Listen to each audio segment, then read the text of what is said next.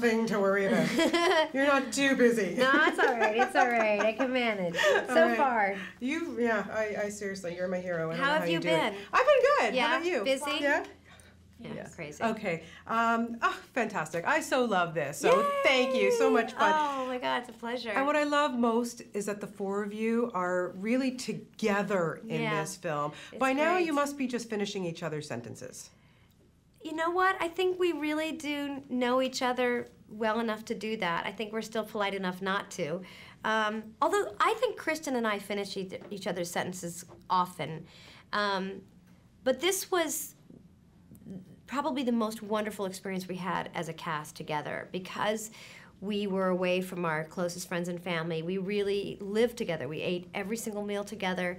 We stayed in one dressing room together. We slept on the same bed together. We ate the same meals. I know what everybody likes to eat at what time of day and how they like it fixed and who likes their meat rare and who wants a cheese sandwich and who wants mustard on the cheese and who wants to drink tea all day, Cynthia Nixon. And it's just, it was the best. I wouldn't have traded it for anything. And despite being away from home and my children, that was too long and much too much of a hardship, I wouldn't have done it with any other group of people.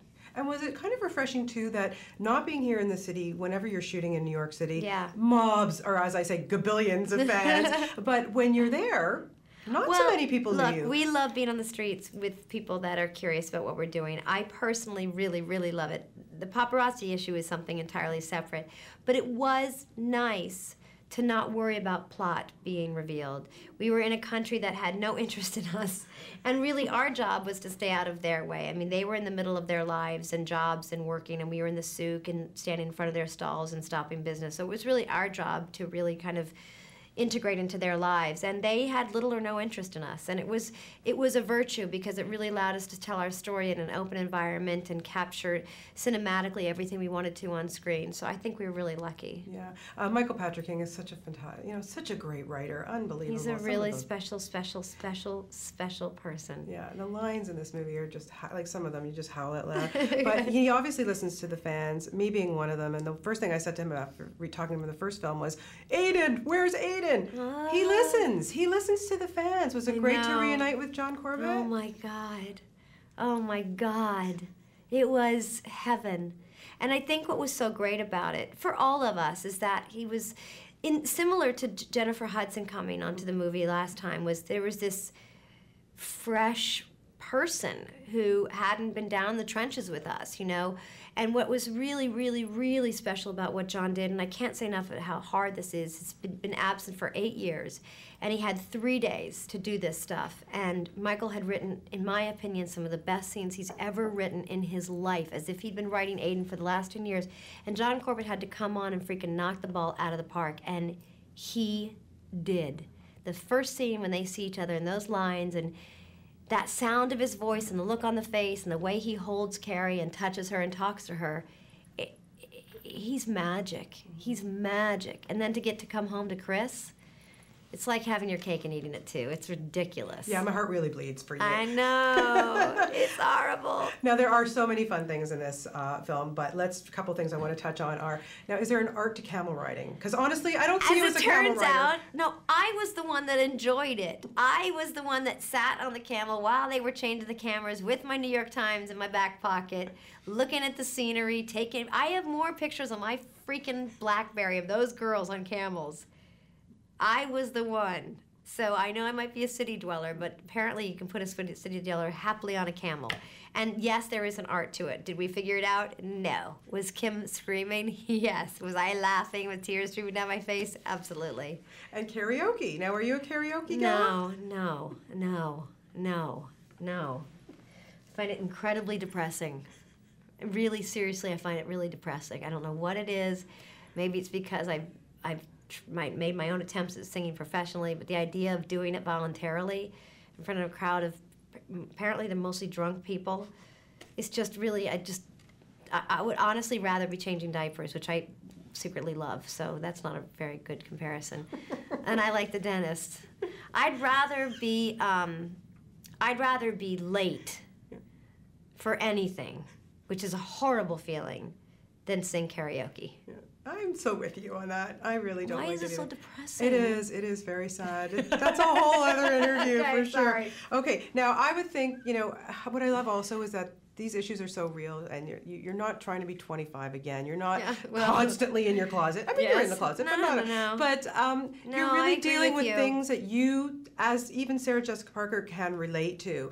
Whether it's sitting on a couch and watching TV with your husband, so what? We all do that. You know what I mean? And how you growing old together. Yeah. So real issues. Yeah. Wow. But I think that's, you know, for the detractors, I think that's the thing that they haven't wanted to pay attention to, is that Michael Patrick is no fool, and he doesn't do the easy, lazy thing. He has always written substantive stories, and this time he gets to really look at all the women at a particular moment in their lives. And the last movie, it dealt more with what was happening in Carrie's personal romantic life.